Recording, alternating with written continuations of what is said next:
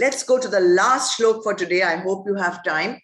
23, I will not take much time. I will try. Gata sangasya muktasya jnanavasthita chetasa yagyat yacharata karma samagram praviliyate. All his actions get dissolved entirely. Who is free from attachment and has no identification with the body, and is free from the feeling of mindness, whose mind is established in the knowledge of self, and who works merely for the sake of sacrifice. Take the meanings. Gata sangasya, the one who has got rid of attachment from everything.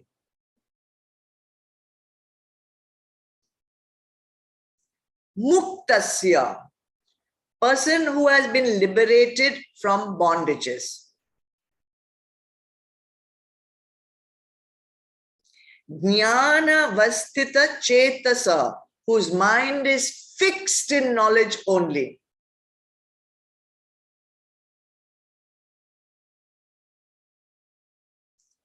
Karma, actions, means his actions. Acharat, are performed. Yagyaya, like a yajna. His actions are performed like a yajna. These are the 4 lakshans. What will happen? Pravilayite, will get destroyed. Means the karma will get destroyed. Samagram, totally. Let's go to the lakshans straight away. First, number 13. Gata sangasya, the one who has got rid of attachments from everything. In Ramcharitmanas, there are 10 attachments which are common to all, which are mentioned. If you want, you can take them down. First one is Janani or mother. There's an attachment to mother. 2, Janak or father. 3, Bandhu or brother. 4, Sut or son. 5, Dara or wife. 6, Tan, body, attachment to body. 7, Dhan, wealth. 8, Bhavan, home. 9, Mitra, friend. 10, Parivar, family.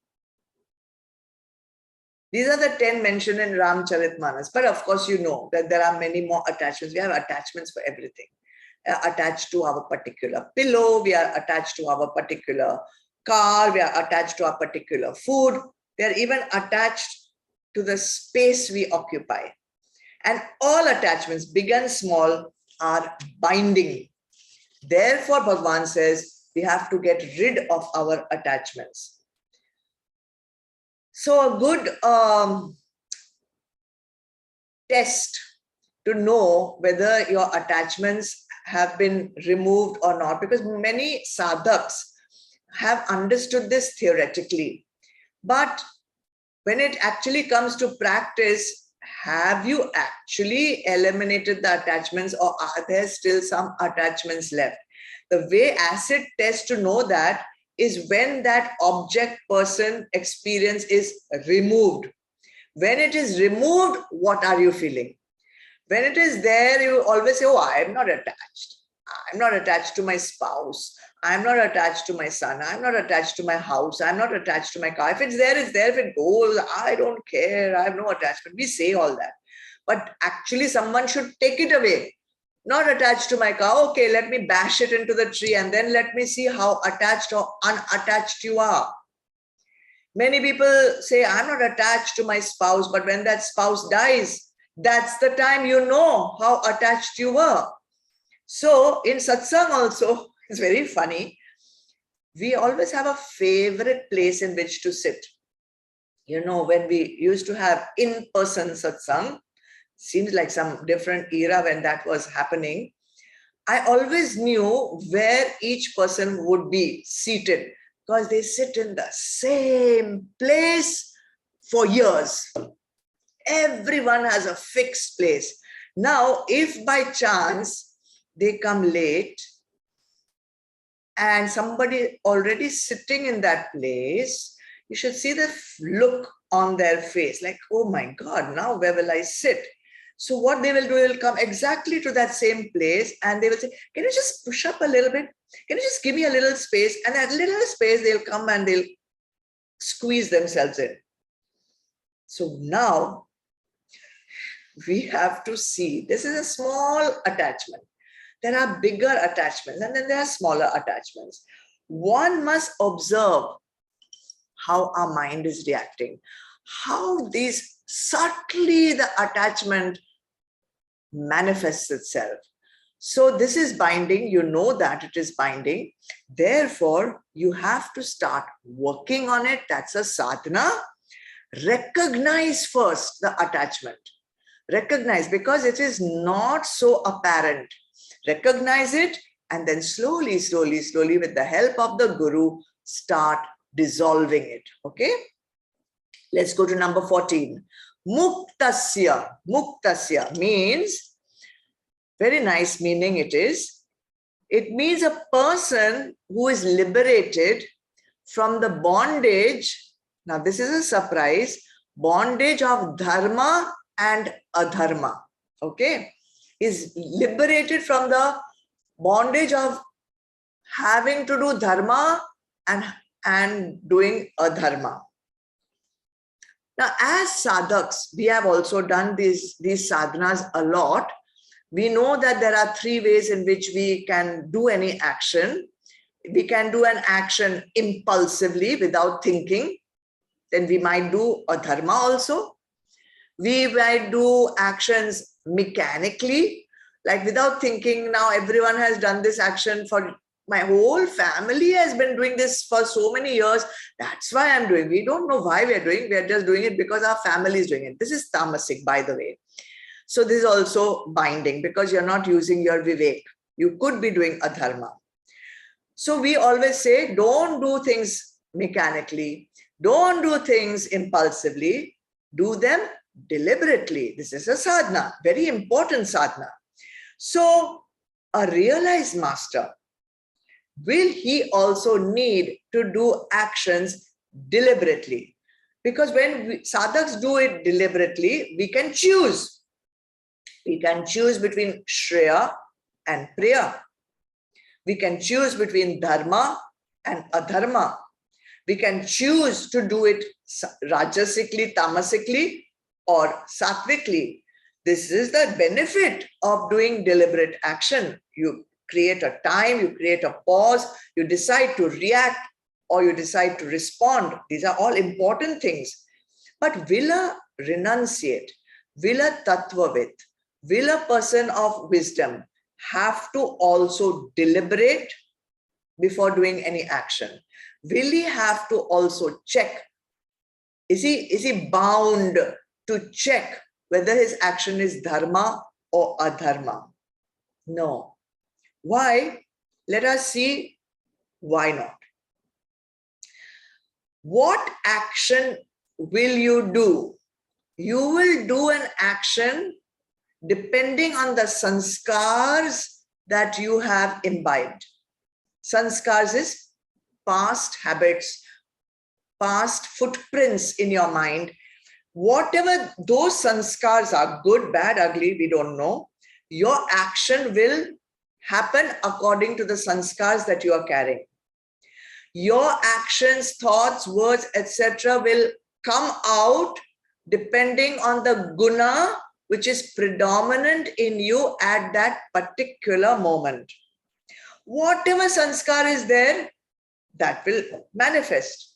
Whatever guna is there, that way it will come out, right?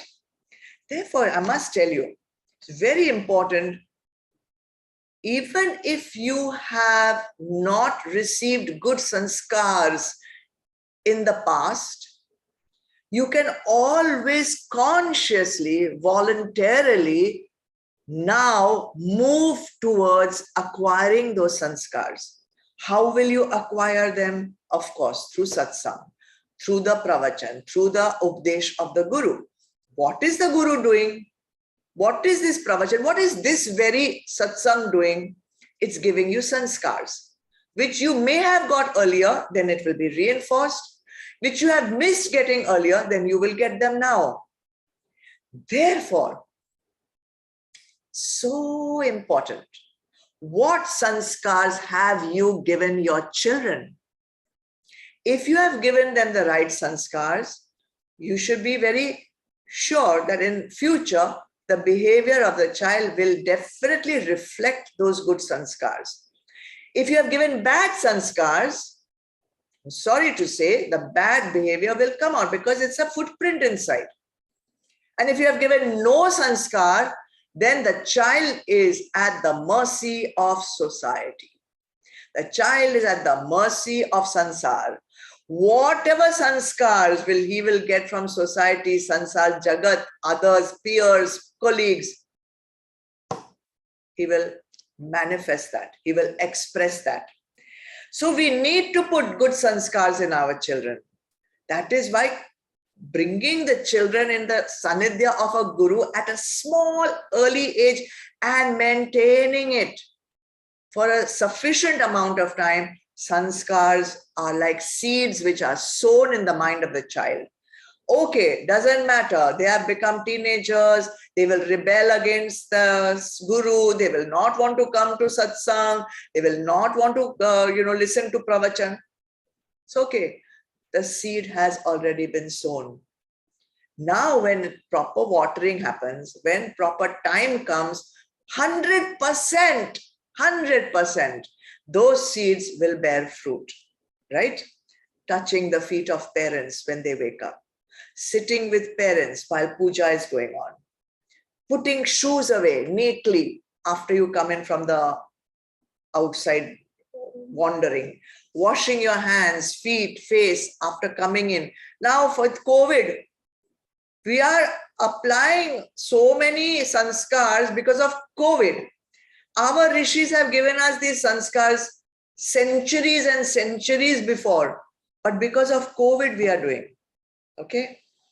We need to think about all this.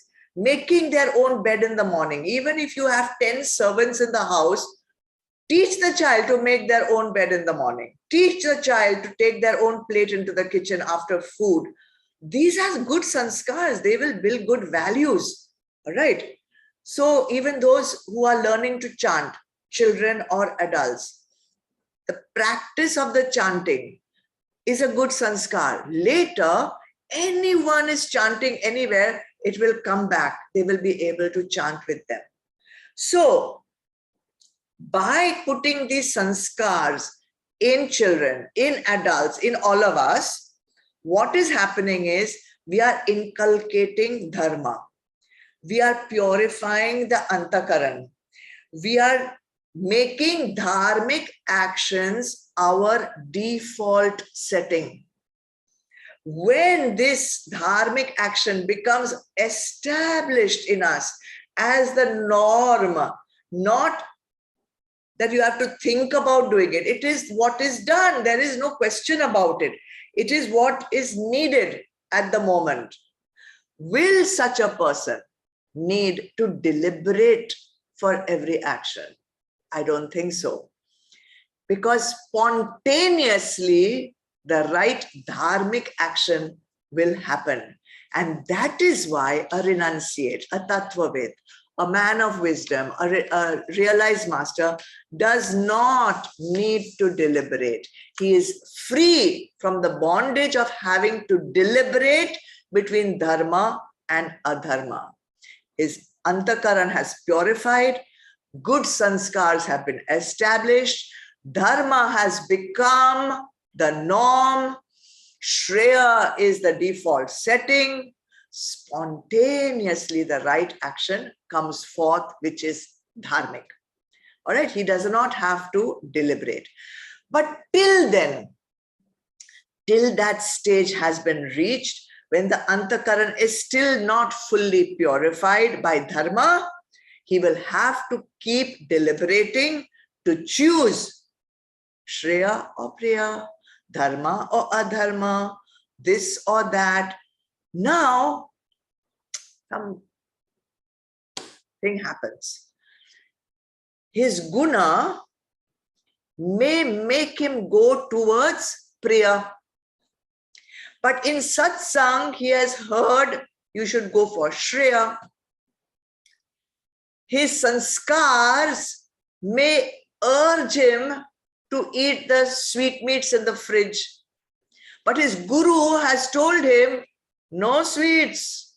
You have to come out of this attachment towards sweets, especially while you're at your work. You cannot take your food and sit and work and eat at the same time. Now, dilemma. One thing is pulling in one direction.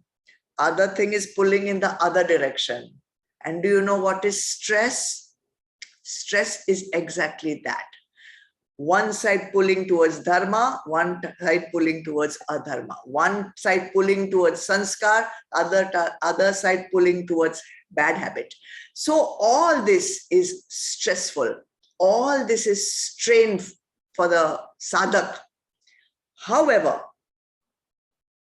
if he wants to continue towards his goal, he has to always choose dharma over adharma.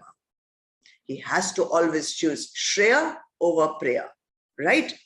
Till he reaches that stage where spontaneously dharma comes out, spontaneously Shreya comes out. And that is the meaning of this shloka, which says that the realized master is liberated from the strain and the stress of having to choose between dharma and adharma. It does not mean that the realized master can do whatever he wants. He can do dharma also, he can do adharma also. There's a wrong interpretation of this particular point. So for you and me, what is the sadhana? First, please develop good sanskars in your children. That is something you can leave to them, which is more valuable than a house, a car, a big bank balance, jewels, wealth, whatever. So develop good sanskars. If you have not yet done it, try at least now. How will you do it? By developing the good sanskars in yourself and being a role model for your children. That is the sadhana. Number 15. Gyan avasthit chetasaha, whose mind is fixed in knowledge only. What knowledge? 1. No deha nishtha. I am not a body. I am not a mind. I am not an intellect. That is the knowledge that you have to be firmly established in. Second, if I'm not the body, mind, intellect, then who am I? I am Atma. That's the knowledge you have to be fixed in. 3, all the actions that are happening by the body. Third knowledge that has to be fixed. 4th, since I am the Atma, I am doing nothing.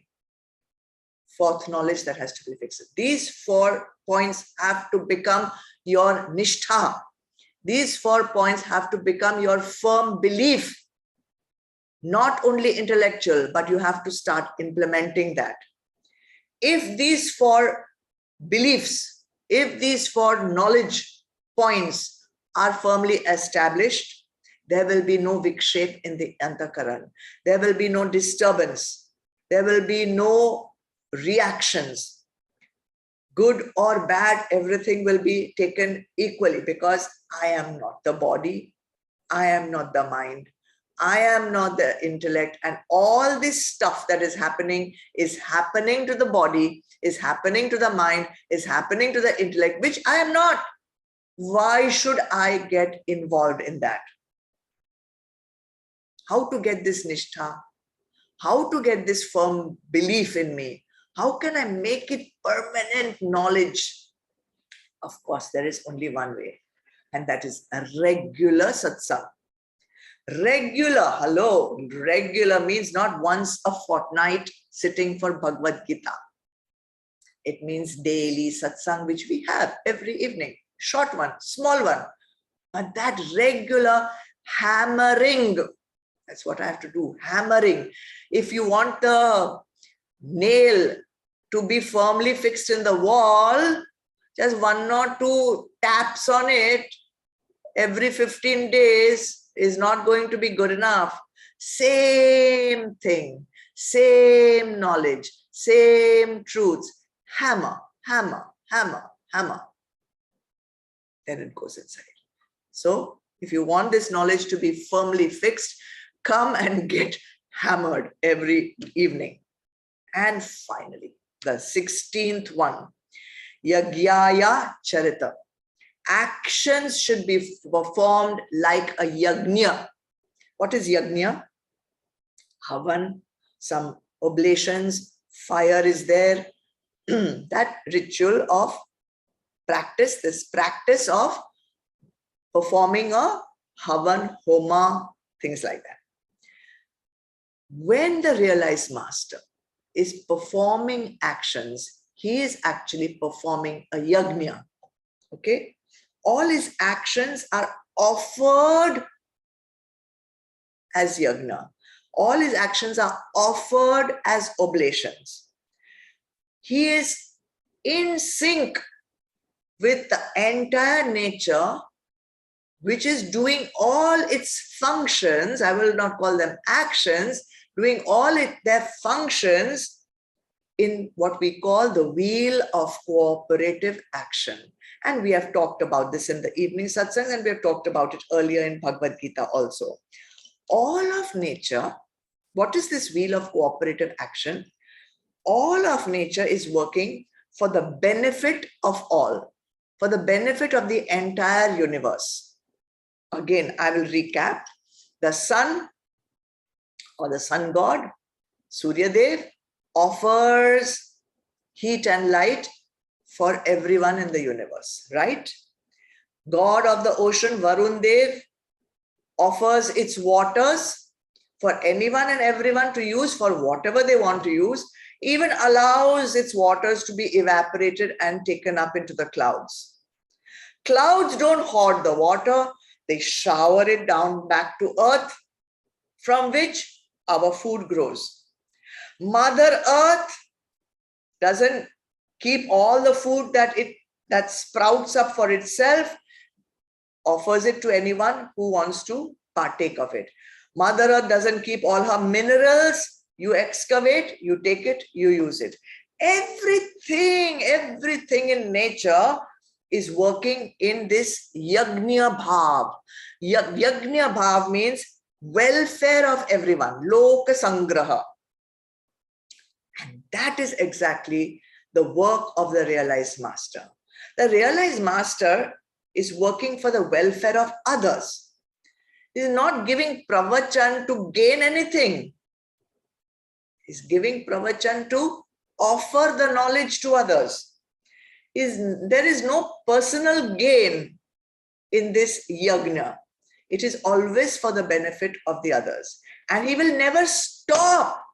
He is not allowed to stop. It is not his duty or dharma to stop till all the knowledge has been acquired, at least by one person, right? So, do what's your sadhana? Last sadhana, number 16. Beautiful one. Whatever work you do it in yajna bhav. You may benefit personally. There may be some personal gain for it because you are still not a renunciate. So you need to do something for personal gain. But it should also be for the welfare of others. Whatever gain you get, use it for the welfare of everyone. Lok sangraha, for the welfare. Yajna bhav, perform yajna. Performing yajna, yes, you can perform yajna to offer gratitude to the devatas. I have already told this to you in the evening satsang, and I am so surprised and pleasantly surprised.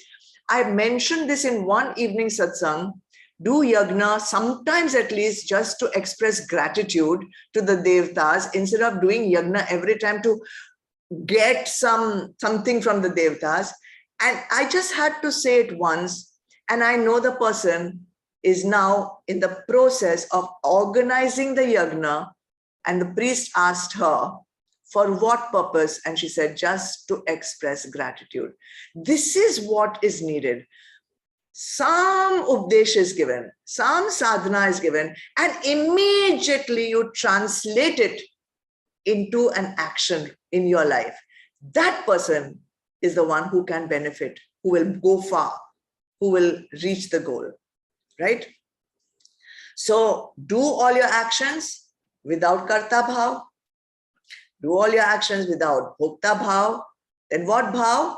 Akarta bhav, right? Akarta bhav. You will not incur any action, any karma for that. Again, Bhagwan ends his shloka with that. Samagram praviliyate. All his karma will get dissolved. All his karma will get dissolved. Now, you know, we have always kept saying that every action does earn karma. You cannot have an effect without a cause.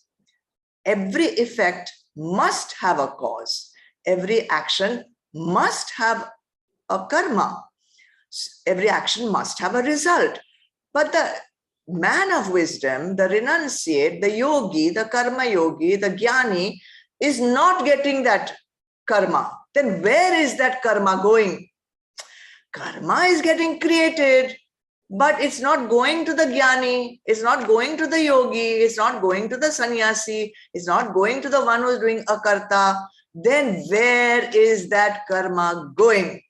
So our shastras tell us very nicely, all the punya that is earned by the good actions of the yogi, guru, sadguru, whatever, all the good actions, where will that punya go? That punya will go to the ones who are doing seva of the yogi, seva of the sant.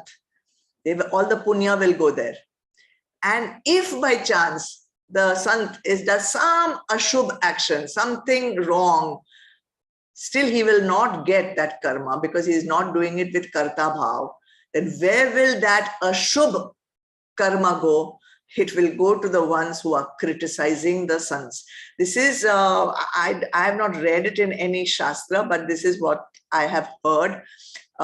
Need to verify this, though I don't know how one can even verify it because there is no proof of it. But I thought I might as well pass this piece of knowledge also to you. That brings us to the end of our 4 shlokas today. 20, 21, 22, 23, 16 lakshans of the karma yogi, 16 sadhanas for you and me to do, the benefit of which will be you will not be bound by the karma of your actions. Something worth working towards. I leave this knowledge with all of you. If you find it useful, do it. If not, leave it. I will meet you next time for Bhagavad Gita discourse, which happens every fortnight or so. Maybe next fortnight we may or may not have it because of the holiday season.